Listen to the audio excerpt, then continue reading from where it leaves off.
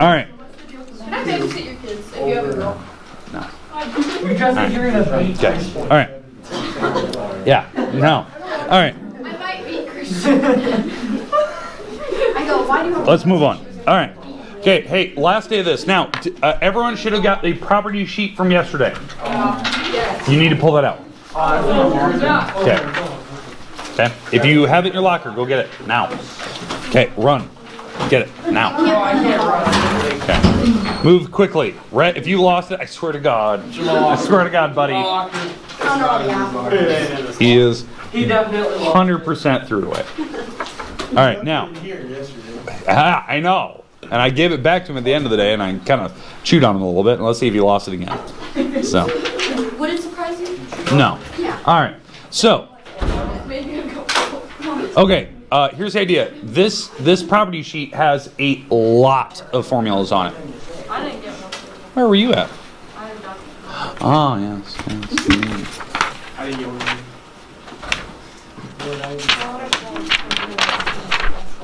I want to see the shirt. Why did Central Thanks. That's all you get to see. What? Why did Central School No, she looks very Because that's a pretty serious threat. That's a federal offense. Oh, she heard me. I threatened bombs. That's a federal offense. How did I actually a bomb in Central Springs? But what if they do? Right. Yeah. Only her. Yeah, that's a federal building. That's a federal offense. I know. Only her. Bomb your house. Would you not want to So, get out of it? hey, can we stop saying that word Is that bad? on camera? So, I don't want to get like blocked from YouTube. So, all right. He gets me. I don't want to edit it, but I'm gonna have to. All right. So, okay. All right. First thing here. Okay. What we have to talk about today is the property sheet. Okay. All right. So here's the idea. This property sheet has like 70 different formulas on it. You can see them. There's a couple things we need to add to this thing that just didn't fit. Now, on one side, they have the big unit circle. We're going to talk about that circle here in a minute. The other side has, the trig functions. Now, I know it's a little blurry. Sorry. I've been using this same sheet of paper since I've been in high school. It is literally a copy of a copy of a copy of a copy of a copy. So, it was the sheet that I got from my math teacher in high school. I've printed out for every one of my classes for 15 years for pre-calc and calc. It is super helpful. I still have kids that are in college that still come back and want one of these because they lost it. It is incredibly helpful, and I'm going to show you how to use some of this today. You will get to use this on a test. So, because it helps you so you don't have to memorize stuff. Now, obviously, the SOHCAHTOA stuff, it's on there. It's right here. Not that big of a deal. Everyone knows it. So that's not the big deal. The big thing is the unit circle. This big circle is super helpful. So there's going to be a couple things I'm going to have you add to this here in a minute. So I'm going to pull it up and we'll discuss. Now, the other thing is on the back. So if I go back to the set that had the trig functions on it, like the SOHCAHTOA stuff. Do you see all these formulas over here? There's a bunch. It's like, it says tangent, cotangent identities, reciprocals, Pythagorean identities, even odds, periodic, half angles, sum and difference. Those are formulas I had to memorize in school. I had to memorize those. You are lucky enough that you get to use this on a test and never have to memorize them. Now, the problem is if you go to an ACT or a MAPS test or some type of standardized test for whatever college you have, they'll expect you to know it. Okay?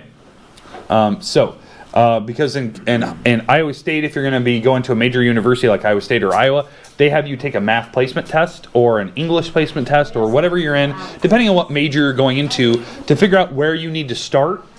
And they expect you to have these memorized, including all the area formulas and volume formulas for all the different types of shapes.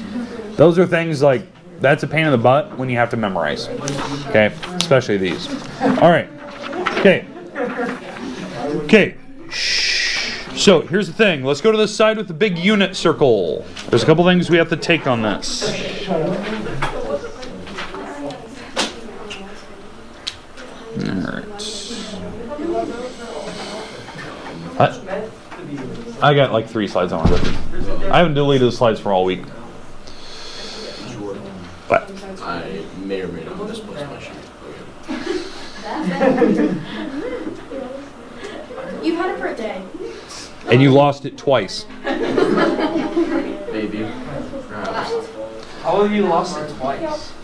He left it back there by the chessboard as soon as we got it, and then he handed it to me, and now I have no idea where it went. You didn't study at all, did you?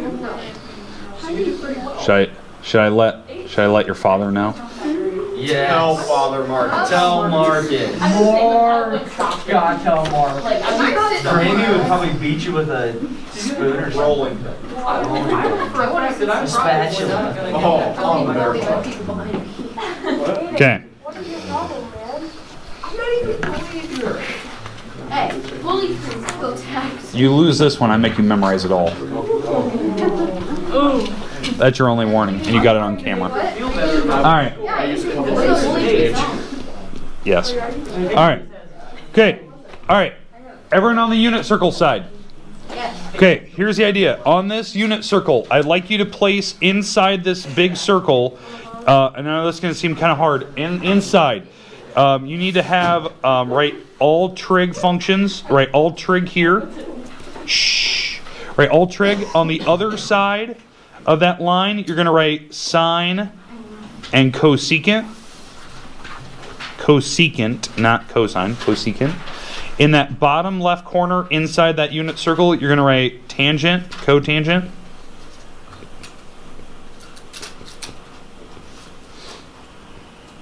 And in this bottom right corner, you're going to write cosine and secant.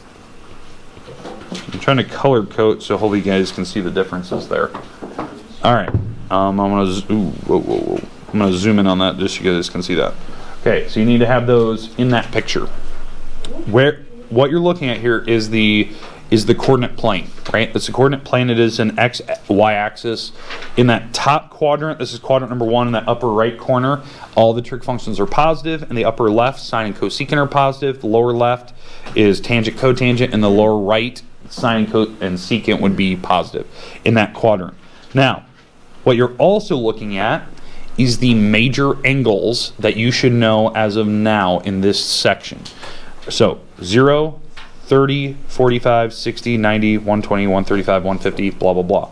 It even has the radian angles for them. So it's already converted those angles into radians. So you don't have to multiply by pi over 180 and simplify.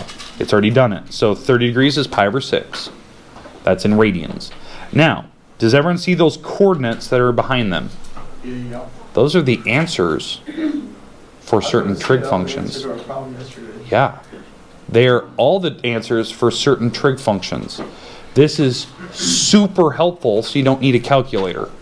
It is a way to get to answers really quick. Now, I'm going to explain to you, and this is a part of the question that, Evan, you asked yesterday. And it's to answer that question today. It's like, why do we go back to the x-axis, not the y? It's because of what you're seeing here. And I'm going to explain as we go. The numbers you're seeing here, for those coordinates. Now I know the coordinates are really blurry. Like I understand that's really blurry. If you don't focus your eyes too hard on it, you can kind of understand what it's telling you. There's only a select few numbers. So at 30 degrees, now I don't know where you want to put this. Maybe you want to put this off to the side. Maybe because I think you got a little bit of room like over here. You can put some of this stuff, or maybe you want to put it right here. I don't know where you want to put this, what I'm about to show you. But let's say I'm going to do the cosine of 30 degrees, right? Let's say I'm going to do the cosine of 30. Bless you. This coordinate right here is the answer for it. Now what I'm going to tell you is that it's separated by a comma. Now these are really close together. I'm going to just kind of show you what this is. This is the square root of 3. I'm going to make that a little bit smaller. Can I make my pencil? Oh, I can. Okay. This is the square root of 3 over 2, comma, 1/2. Right? That's the numbers it's showing you right here. Okay. Now, I know it's kind of hard to see that, but you can. What this is, the cosine is the first answer, and sine is the second answer. So, if you were to type in the cosine of 30 degrees, cosine is the first answer in that coordinate. Sine will always be the second answer in that coordinate. So, to prove my point, I'm going to type it in my calculator. Alright, let's go to my calculator screen so you guys can see this. Are you charging your calculator? Yeah, it died. All right. Yeah, they have built-in batteries now. Usually when I need to charge my calculator, I just go like this. You're funny. All right. All right. So cosine of 30 degrees. Okay. So it said on your little like graph there, it said root 3 over 2. Well, the square root of 3 divided by 2 is that number. The sine of 30 degrees on your paper, I think it says half, right? 0.5. It's actually giving you the numbers in all those respective spots. So if you pick any of the other angles, let's say like 225. You pick 225, it says root 2 over 2. So if I did this cosine of 225, you go find that in the little charts in that third quadrant. Cosine is the first number. So the 225 cosine is the first number in that little coordinate that they provided you there. In fact, let me zoom in on this. So that looks better. It's that negative root 2 over 2. So if I type in cosine of 225, that is the negative square root of 2 divided by 2. It's the negative version of that. Does that make sense what it's giving you? Bless you. Thank you. All right. So let's discuss why this is important. You don't need a calculator to do your trig functions. If you have this chart in front of you, you can quickly give me answers for any trig function value. Now, if you get to the major quadrantal angles, if you don't remember what a quadrantal angle is, a quadrantal angle is where you're at 0, 90, 180, 270. It's when you land on a major quadrant, right? Between the quadrants, so a major axis.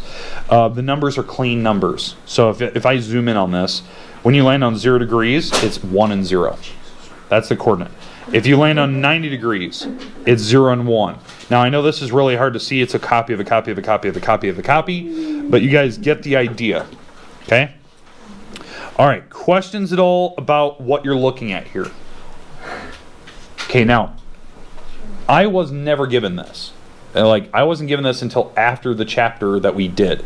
Now, the reason why I was given this in high school was because my math teacher knew it would be a huge help for Calc 1 or any other upper level math. It didn't have to be Calc. It could have been any upper level math course in college. And it was, like, big time.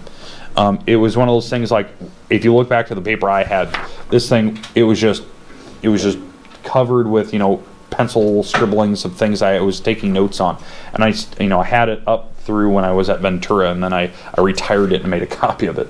But it's one of those things that it's super useful. It's got so many things on this page that you don't realize you will need. That you always will find something like, oh my gosh, it was actually printed on the page. I didn't even see it was in that that lower left corner. Like, it's already there. I don't even have to memorize this formula.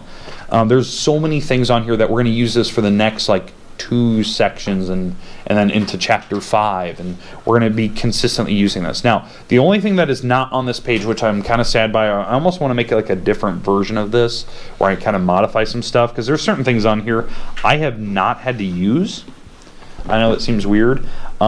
Just for instance, things that I just never used here.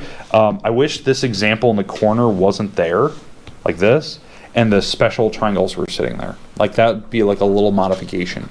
I know why they have that there. It's explaining how you read that little circle chart up above, but it just takes too much space. So, but you have plenty of room on your paper. I gave you some pretty thick margins there. You can add in your special triangles. So somewhere down here in this bottom corner, you can add your 30, 60, 90 triangle, and you can add your 45, 45, 90 triangle. Now, I'm going to put those on the board here in a second, but do you see where you're going to put them? Put them down in that margin. You have a big space down there. All right, let me draw those back up on the board so you can see this. So here it is. So your special triangles. So the first one is the 30, 60, 90 triangle. You need to have this one drawn on there. So this is 30, 60, 90. So the side opposite of 30 is 1. The side opposite of 60 is root 3. The side opposite of 90 is a 2. So the bigger the angle, the bigger the wall. That's basically how it comes out. The square root of 3 is 1.7. So square root of 3 is actually smaller than 2. All right, and then the other triangle is the 45, 45, 90 triangle, which is an isosceles triangle. That means 2 walls are the same because 2 angles are matching. It's 1, 1, and root 2.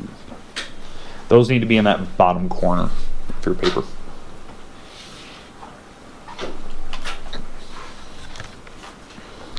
Again, these triangles explain why those trig function values were, why this like unit circle has the answers that it does.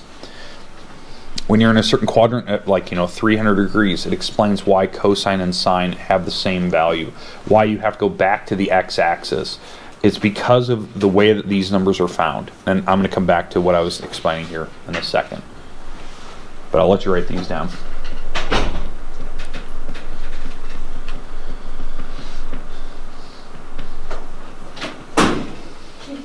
Just push on it, you don't need to kick it. Just push. Push from the bottom, that usually helps a little bit. Got it inside. Okay. Okay, everyone's got the special triangles drawn? Now, these can be any multiples. This is something I didn't really tell you earlier.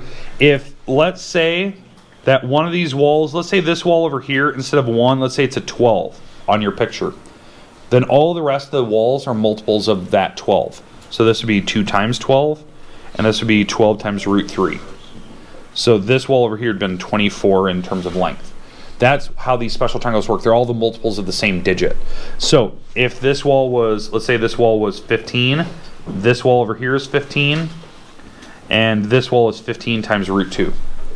They're all multiples of the same. So you can kind of figure it out what the numbers are. Okay? So, all right. Now let's get to what I was explaining earlier with Evan's question from yesterday, because it was a good question.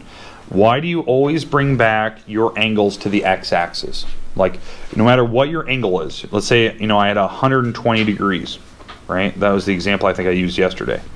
Why do you bring it back to the x-axis, not the y-axis? It's because what the trig functions represent on the unit circle, that unit circle you're looking at in front of you. The coordinates that are in these locations, like this coordinate for this dot right here, it's some x number and some y number, right? What's the coordinates on your paper? What does it say in your little graph paper there for 120?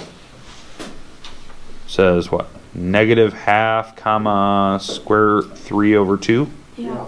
Okay. That's the coordinate where that dot would land. Literally, that's where the dot would hit at 120 degrees. If it was a unit circle. What I mean by unit circle, this hypotenuse has length 1. That's where it would land. It would land over -0.5 and up whatever that 0.86 number is. That's where that dot would land. And why that happens the way it does is because of what cosine and sine represent. Right? Cosine's the first answer, sine's the second answer. Cosine means adjacent over hypotenuse, and sine represents opposite over hypotenuse. That's what sine and cosine represent, right? And no particular order. Well, what's the hypotenuse on my triangle there? 1. So it's adjacent over 1 and opposite over 1. And so really what you're actually looking at here, and the reason why you have to bring it back to the x-axis is because of the adjacent opposite. The adjacent wall is this wall right here. That represents your x coordinate. So adjacent represents x, and your opposite represents the y, because this is the y value. This is the opposite wall for this angle. And that's the reason why they always bring it back to the x-axis, because they want the adjacent wall to be x, so that it makes sense coordinate-wise. And that's what I was kind of trying to explain to you yesterday. It's based on this coordinate plane. So they want this to be the adjacent wall so that it falls here. So that's your x, and that's cosine. And then that explains why these coordinates fall the way that they do. So I'm actually landing 0.5 over 0.87 up in the air. And that's where that dot would land. All right, questions with that unit circle. Okay, there's only one more thing I'd like you to have in your notes today. Now, obviously, the unit circle is pretty easy. Let's get one test thing here. Let's see if you guys are really paying attention to this. What is the sine of 270 degrees? Use that little chart. What is the sine of 270? 0, Okay, that's the coordinate, right, where 270 would be. What would sine represent? The -1. Remember, here's what it is. Remember, this is what you're looking at. Sine is the second number, cosine is the first number. Does that make sense at 270? Yep. Okay, question. All the way around the circle, no matter what, is going to be cosine and sine. Yep, they're alphabetical order. Cosine's first, sine second. Oh my god. Okay. Did I have another question? Is there a question there? No. Okay, I thought I had one. All right. Okay, last bit of note. This is the last thing I want you to have. Now, this will not go in your unit circle. This needs to go in your normal notes. Just normal notes. This is a rarity. It's something that you probably won't use a lot. I used it a couple times, maybe in the next unit we go into, chapter 5. But just put it in your notes. Oop, not this. Okay, all right. This is the last bit of notes we have to talk about today. All right, so it's kind of based on that same unit circle. So I know that you have that circle that kind of goes around. It's not perfectly a unit circle because it's not going to go out to 1 or anything like that. What we're going to do is we're going to find the quadrantal angles for tangent and cotangent. We've done sine and cosine, so you can read off every answer for sine and cosine in that unit circle on your chart. They don't have anything for tangent or cotangent. It's not really necessary. I'm going to show you a shortcut on Monday.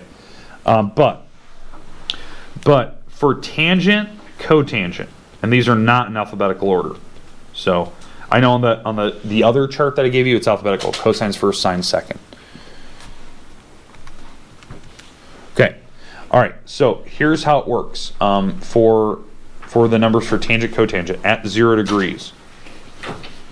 At 0 degrees, at 90 degrees, at 180, at 270, back to 360. This is just a chart that you just kind of have to have memorized. I know it seems kind of silly, but it's not like the last one. It's not perfectly like 1, 0, and some other numbers, 0, 1, and you keep going around. So for tangent, at 0 degrees, the coordinate here would be 0, comma, undefined. I'll explain this on Monday why we're coming up with these. Then it just alternates. Undefined 0, 0 undefined, and undefined 0. They just alternate back and forth. Tangent's the first answer, cotangent's the second answer. At whatever angle you're at there. Just alternates. Fun. It won't make sense until Monday when we discuss, like, why is this a chart? Like, why do you need this? Because sometimes you'll be asked to find the tangent of 0. Well, tangent of 0 degrees is 0. Like, that's the answer on a calculator. Then I'll explain why it's undefined, and we'll talk about it. And then I will show you how to use this chart to find all the other answers for tangent. Because there is a way to cheat this thing to find out tangent. But we have to use this chart, and that starts Monday. Okay. All right. Questions? No. Done for the day.